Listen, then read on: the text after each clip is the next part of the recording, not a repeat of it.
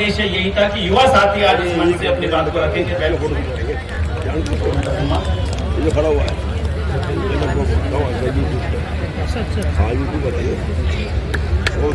आदरणीय आर्य जी से मैं निवेदन करूंगा कि युवा साथी गौतम जी आपके वीडियो आज के आर जी ने भी देखे थे, सबसे पहले इन्होंने जो पूछा भी था कौन है ये, तो ये पुस्तक भी आपको भेंट कर रहे हैं।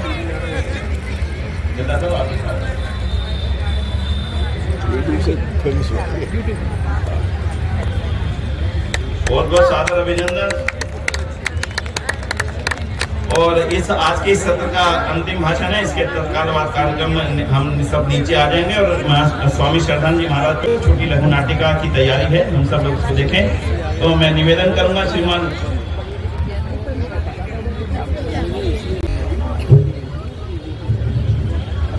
गौतम खट्टर जी से मैं आए अपनी बात को स्वामी श्रद्धानंद जी के बलिदान दिवस पे उन्हीं की बातों को अपने शब्दों में आह्वान के रूप में प्रस्तुत करेंगे। भाई गौतम।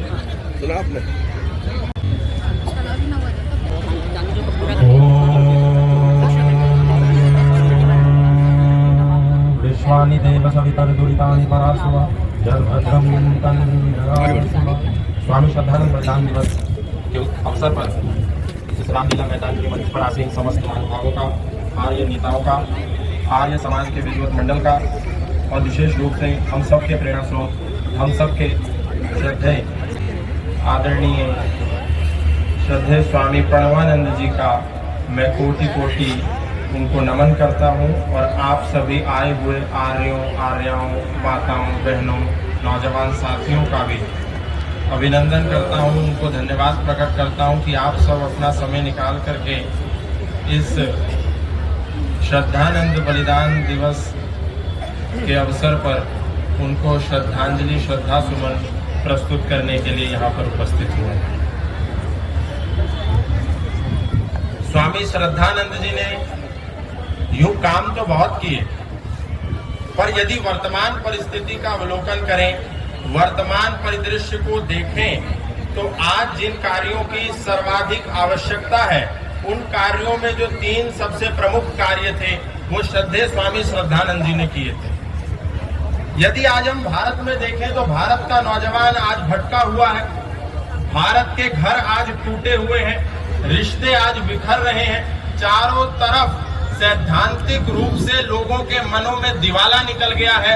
हमारे यहाँ धर्मांतरण की चपेट में हमारे नौजवान इतने बड़े स्तर पर आ रहे हैं कि एक छोटा सा विचार उनके मन में कोई घुसाता है, एक छोटे से विचार को उनके मन में बीजारोपित करता है और एक हमारा प्रबुद्ध नौजवान, पढ़ने लिखने वाला नौजवान, कॉलेज में जाने वाला नौजवान, यूनिवर्सिटी में जाकर के ग्रेजुएशन, पोस्ट ग्रेजुएशन करने वाला नौजवान बड़ी सरलता से विधर्मी बन जाता है, विधर्मी गुट में जाकर के शामिल हो जाता है।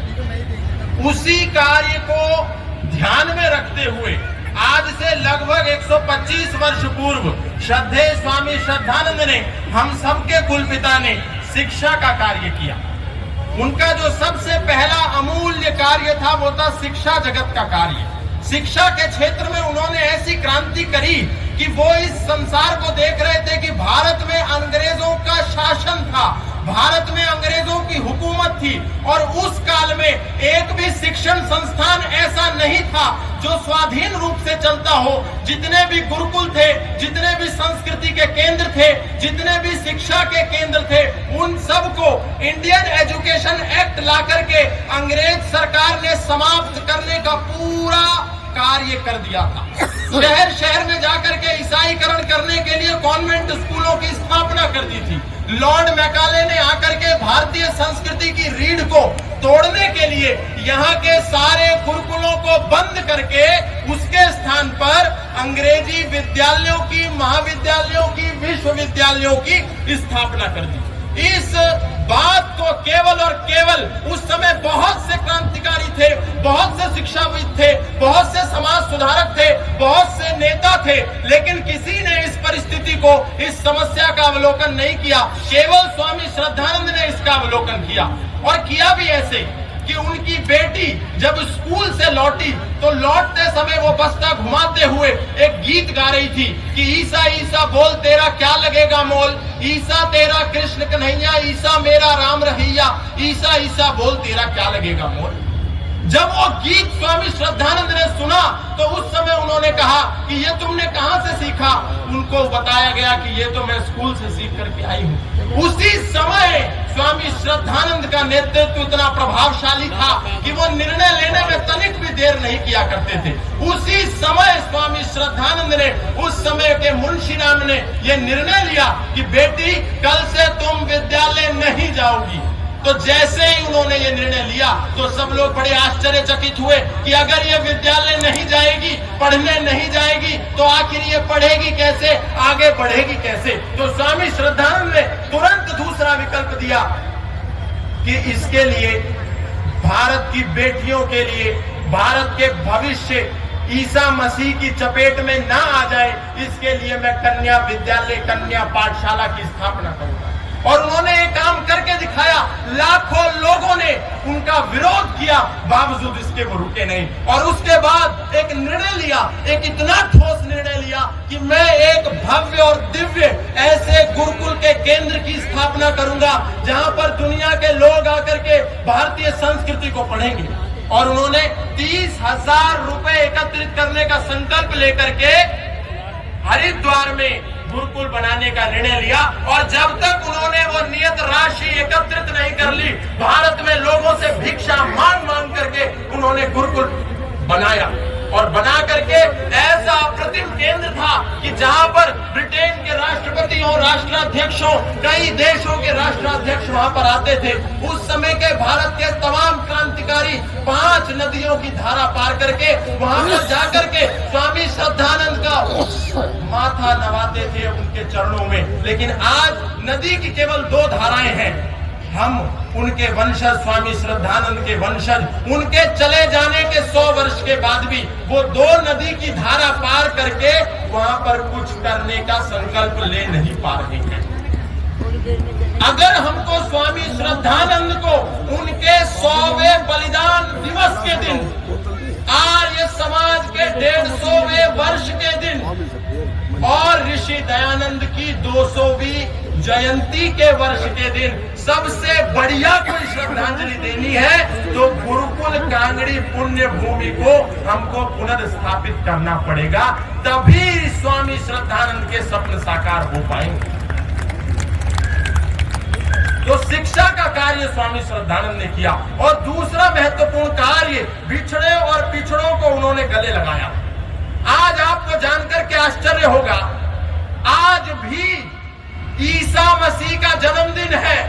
पंजाब में ईसा ईसा बोल तेरा क्या लगेगा मोल धड़ल्ले से नौजवान गा रहे हैं। और वो गा रहे हैं यीशु दा जन्म हुआ भागा वाली रात। ये गीत चल रहा है पंजाब में। और गा कौन रहे हैं? वो गा रहे हैं जिनकी पूर्वजों की 3 पीढ़ियों ने धर्मांतरण के विरोध में अपना बलिदान दिया। गुरु तेग बहादुर ने बलिदान दिया, उनके पुत्र गुरु गोविंद सिंह ने बलिदान दिया और उनके भी 4 पुत्रों ने धर्मांतरण के सामने खड़े होकर के बलिदान दिया। लेकिन आज भी कहीं कोई उसका विकल्प देने के लिए तैयार नहीं है। पिछड़ों को स्वामी श्रद्धानंद ने गले लगाया, बिछड़ों को गले लगाया, लाखों लाख लोगों को अपने साथ मिलाकर के भारतीय संस्कृति को सुदृढ़ किया। और उसी परंपरा में, क्योंकि स्वामी श्रद्धानंद से पहले वापिस आने का कोई प्रावधान नहीं था। एक व्यक्ति यदि किसी भय से, किसी लालच से, किसी मूर्खतावश इस्लामिक हो गया, ईसाई हो गया, तो वापिस सनातन धर्म में पुनः वापिस आने का उसके पास कोई विकल्प, कोई मार्ग नहीं था। स्वामी श्रद्धानंद ने सबसे पहले वो दरवाजा खोला। लेकिन आज आप सोच करके देखिए, उस समय भी कई ऐसे शंकराचार्य थे, कई ऐसे तथाकथित धर्मगुरु थे, कई ऐसे सन्यासी थे, कई ऐसे बाबा जी थे, कई ऐसे ढोंगी, आडंबरी और पाखंडी थे जो वापिस आने के लिए दरवाजा खोलने को तैयार नहीं थे। उन्होंने भर भर के ऋषि दयानंद के बारे में अपशब्द कहे, भर भर के स्वामी श्रद्धानंद की तौहीन की। उन्होंने स्वामी श्रद्धानंद, महर्षि दयानंद, पंडित लेखराम के लिए न जाने कितने अशोभनीय वाक्य कहे। और आज जब उसी सभा की स्वामी श्रद्धानंद ने जो आज से 100 वर्ष पूर्व अखिल भारतीय शुद्धि सभा की स्थापना की थी और अपने पिछड़े और पिछड़ों को गले लगा रहे थे, उसके 100 वर्ष होने के बावजूद तथाकथित शंकराचार्य, तथाकथित धर्माचार्य, तथाकथित धर्म गुरुओं के कान पर जूं नहीं रेंगी। और भारत के एक व्यक्ति ने, एक नौजवान ने पिछड़ों और पिछड़ों को जब गले लगाने के लिए कई 100 किलोमीटर की यात्रा अब निकाली आज के वर्तमान दौर में, तो आज भी शंकराचार्य ये कह करके उनका विरोध कर रहे हैं कि हम इसके घर का पानी नहीं पिएंगे क्योंकि ये ब्राह्मण होकर के शूद्रों को गले लगा रहा है, ये ब्राह्मण होकर के ईसाई और मुसलमानों को पुनः सनातन में दीक्षित कर रहा है। सोच करके देखिए, जो आर्य समाज ने, ऋषि दयानंद ने, स्वामी श्रद्धानंद ने, महात्मा हंसराज ने, लाला हरदयाल ने, गुरुदत्त विद्यार्थी ने, इन लोगों ने आज से 100 वर्ष पूर्व काम किए थे। आज भी आर्य समाज से इतर जितने भी संगठन हैं, खुद को धर्म का अनुयायी कहने वाले, धर्म का रक्षक करने वाले, धर्म का नेतृत्वकर्ता कहने वाले, आज भी उस काम को करने के लिए तैयार नहीं। लेकिन वास्तविकता यह है कि जब तक हम घर वापसी का कार्य नहीं करेंगे, जब तक हम इस जातिवाद के विष को समाज से नहीं निकालेंगे, तब तक हम हिंदू राष्ट्र नहीं बना सकते, तब तक हम हिंदू राष्ट्र की परिकल्पना नहीं कर सकते। क्योंकि जब तक गुरुकुल नहीं होंगे तो बच्चा मनुस्मृति पढ़ेगा नहीं, देश का नौजवान जब मनुस्मृति पढ़ेगा नहीं, मनु को जानेगा नहीं, तो संसद में खड़े होके बहुसंख्या में सांसद लोग मनुस्मृति को गाली देते रहेंगे और हम कुछ भी कर नहीं पाएंगे। इसलिए, और ऐसा नहीं है कि इस पे काम नहीं हुआ। हमारे आदरणीय श्री धर्मपाल आर्य जी यहाँ पर बैठे हुए हैं। सन 1989 में राजस्थान हाई कोर्ट में जो मनु की प्रतिमा लगी हुई थी, उस मनु की प्रतिमा को वहां से हटाने के आदेश राजस्थान हाई कोर्ट के लोगों ने, राजस्थान हाई कोर्ट के पीठ ने, जजेस ने कह दिया था कि इस प्रतिमा को यहाँ से हटा दो, क्योंकि मनु तो शूद्रों के विरोधी है, मनु तो दलितों के दलन करता है, मनु तो ब्राह्मणवादी है, मनु तो भेदभाव करने वाले हैं, मनु तो समाज में समरसता का प्रतीक नहीं है, मनु तो समाज में भेदभाव का प्रतीक है। और यही बहस आज वर्तमान में भारत की राजनीति में चल रही है, भारत की संसद में चल रही है। लेकिन किसी को यह नहीं पता कि 1989 में मनु के बारे में कुछ भी मुंह जबानी कह देना और तर्क, तथ्य, युक्ति और प्रमाण के आधार पर बात करना, इसमें जमीन आसमान का अंतर है। 1989 में उस समय वो प्रतिमा हट जाती अगर आर्य समाज ना होता, अगर धर्मपाल आर्य जी ना होते और वहां जाकर के कोर्ट के सामने मुखर होकर ये नहीं कहते कि ये 14 तर्क हैं, अगर आप इसमें से सबसे कमजोर 3 तर्कों को उठा लें तो मैं आपको चुनौती देता हूं कि ये मनु की प्रतिमा यहां से हटा नहीं पाएंगे। उस समय प्रतिवादी वकील 3 तर्कों को उठा नहीं पाया, यहां तक ये शर्त इन्होंने रख दी कि सबसे कमजोर जो लगे, जिस पे आपको लगे कि मैं हार जाऊंगा, जिस पे आपको लगे मैं परास्त हो जाऊंगा, वो 3 उठा लो। लेकिन नहीं उठाया तो जजेस ने कहा कि आप 14 के 14 तर्कों पर बात कीजिए और हमको समझाइए। लगभग 3 दिन का समय लगा। उसमें तर्क ये थे कि मनु शूद्रों के विरोधी नहीं है, मनु की प्रतिष्ठा विदेशों में भी है, मनु महिलाओं के शोषक नहीं है, मनु ब्राह्मणों के ही हितैषी नहीं है। ऐसे 14 तर्क थे। जज साहब ने कहा 14 के 14 तर्क समझाइए। 3 दिन का समय लगा उसको समझाने में। और जब जज ने मनु के विरोधी वकीलों को कहा, मनु का जो विरोध कर रही थी पार्टी, उनको कहा कि अब इन्होंने 14 तर्क समझा दिए हैं, अब आप इस पे कोई जवाब दीजिए, तो आपको जानकर के आश्चर्य होगा, हाई कोर्ट राजस्थान का रिकॉर्ड ये बताता है कि 20 मिनट तक मनु के विरोधी मौन रहे और कुछ बोल नहीं पाए। उसके बाद आज वो प्रतिमा महर्षि मनु की आग वहां पर यथावत लगी हुई है। किसी में उस दिन के बाद ये हिम्मत नहीं हुई, ये साहस नहीं हुआ कि मनु जी की मनु प्रतिमा जो है राजस्थान हाई कोर्ट से हटा करके उसको कहीं और ले जाए। और आज गाली दी जा रही, मनु को जलाया जा रहा है, मनु स्मृति को सड़कों पर जलाया जा रहा है। लेकिन इनमें से किसी भी एक व्यक्ति ने ये नहीं कहा कि कुरान में क्या लिखा है, एक बार उसको तो देखो। कुरान में महिलाओं के बारे में क्या है, उसको तो देखो। कुरान में गैर इस्लामिक लोगों के बारे में क्या है, उसमें तो देखो। लेकिन सब लोग मिलकर के संविधान बचाने की बात कर रहे हैं। लेकिन सच ये है कि यदि हिंदू खत्म हो गया, ये संविधान उस दिन फट जाएगा जिस दिन हिंदू घट जाएगा। संविधान की बात भारत में तब तक होती है जब तक हिंदू है, और जहां जहां हिंदू घटा है वहां वहां संविधान फटा है। आप देख सकते हैं बांग्लादेश में आज संविधान का नाम लेने वाला कोई नहीं है, सीरिया में आज संविधान का नाम लेने वाला कोई नहीं है, पाकिस्तान में आज संविधान की बात कोई नहीं करता। इसलिए हिंदू जुड़ के रहे, मिल के रहे, आपस में हम सब एक होकर के रहे, तभी संविधान बचेगा। और विशुद्ध मनुस्मृति, क्योंकि मनुस्मृति पर यदि किसी ने काम किया है तो वो केवल आर्य समाज ने किया। हम विशुद्ध मनुस्मृति का अधिक से अधिक प्रचार करें।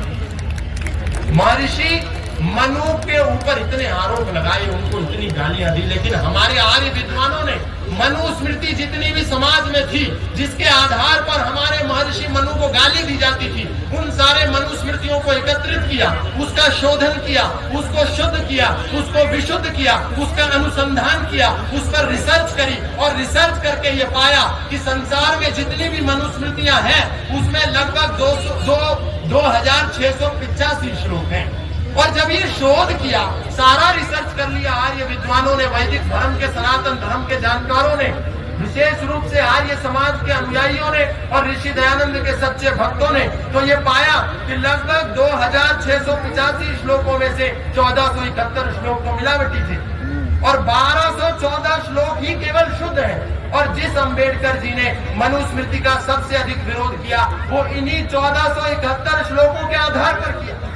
तो एक समय जो हमारे समाज में, हमारे धर्म में, हमारी संस्कृति में प्रक्षेपण आ गया, उसको यदि हम शुद्ध नहीं करेंगे तो काम नहीं चलेगा। ये ठीक ऐसा ही है जैसे बाबा साहब भीमराव अंबेडकर, आज का जो संविधान है 100 अमेंडमेंट्स उसमें हो गई, 100 मिलावट उसमें कई लोगों ने, राजनेताओं ने कर दी, वक्फ बोर्ड और ये बोर्ड और वो बोर्ड।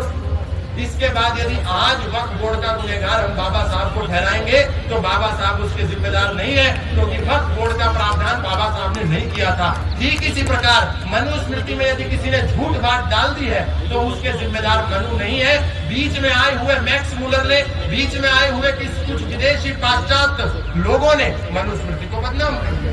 इसलिए मैं अंत में केवल यही कहूंगा कि आप सब स्वामी श्रद्धानंद का जो संकल्प अभी हमारे आदरणीय पूर्व के जितने भी वक्ता हैं उन्होंने बार बार इस बात पर चिंतन किया, बल दिया कि गुरुकुल को बचाना, गले से लगाना और अपने साथ अपने उसे बिछड़ गए, ईसाई हो गए, मुसलमान हो गए लोगों को ला करके शुद्ध कराना। लेकिन काम हमको करने पड़ेंगे, नहीं गुरुकुल होगा तो कुछ भी नहीं हो सकता। हम कितने भी हिंदू राष्ट्र की बात करते रहे, हिंदू राष्ट्र नहीं बनेगा केवल भाषण वादे नारों से। हिंदू राष्ट्र नहीं बन सकता पीरों की कब्र मजारों से। हिंदू राष्ट्र नहीं बनेगा गिरजा मस्जिद मिंबारों से। हिंदू राष्ट्र नहीं बन सकता लंबी चौड़ी कोठी कारों से। हिंदू राष्ट्र बनेगा केवल गुरुकुल के प्रचारों से। इसीलिए हम गुरुकुलों को बचाएं।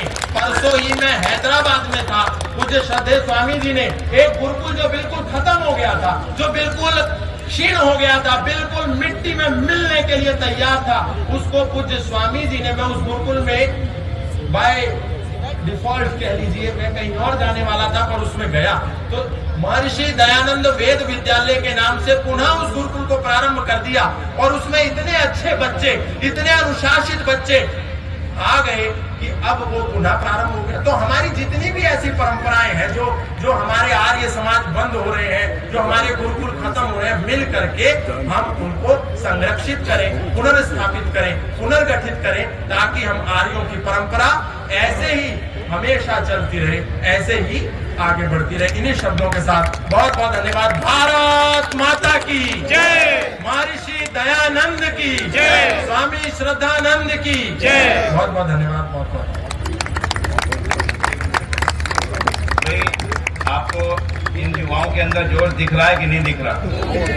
कितनों को दिख रहा है और कितना दिख रहा है? स्वामी जी शॉर्ट से हाथ काटो बाहर। हाँ, अब बताओ कितना दिख रहा है? कितना दिख रहा? बढ़िया। देखो भाई, ऐसे नौजवान आने वाले समय में आर्य समाज के एक सतत प्राण हैं, इसलिए नौजवानों को चारों यहाँ खड़े एक बार आना भाई। आदरणीय कृतेश जी, आदरणीय आर्य जी, मैं चाहूंगा एक बार आप इन सभी नौजवानों के साथ योगेश जी नीचे करके जी। भाई योगेश जी, भाई तीनों नौजवान हैं। योगेश जी आइए, रवि साहब आप इनको अपना आशीर्वाद दें एक बार इन तीनों के नौजवानों के लिए। भाई योगेश जी और संतोष जी हमारे आसाम से यहाँ पे, और कन्हैया जी हमारे कलोकांडी सभा के प्रधान है, वो मंत्री हैं। और देखो संतोष जी उन क्षेत्रों में काम कर रहे हैं। योगेश जी जिन क्षेत्रों में आप कह रहे थे कि 12%, 11%, 4% रहे, अभी भी उन क्षेत्रों में जड़े हुए। नागालैंड में माननीय आर्य जी ने वहाँ नए स्कूल का निर्माण करा दिया, जनवरी में उसका उद्घाटन है। आप सब भी चलिएगा। नागालैंड के शहर दीमापुर के अंदर बहुत बड़ा विद्यालय आपके माध्यम से वहाँ पर बना है। तो मैं पुनः नौजवान साथियों का बहुत बहुत अभिनंदन करता हूँ, बहुत बहुत धन्यवाद करता हूँ। और इस मनुस्मृति की बात भाई धर्मपाल जी की गई है अभी खट्टर साहब ने। ये एक ऐतिहासिक तथ्य है। धर्मपाल जी आर्य जो दिल्ली सभा के माननीय प्रधान है, आर्य समाज के वकील बनकर और 8 जजों की बेंच के सामने खुद प्रस्तुत होकर के बहस की थी जयपुर हाईकोर्ट के अंदर 1989 के अंदर। तो आज हमें बहुत बड़ी प्रसन्नता है कि हम धर्मपाल जी का भी अभिनंदन करना चाहेंगे उस कार्य के लिए। तो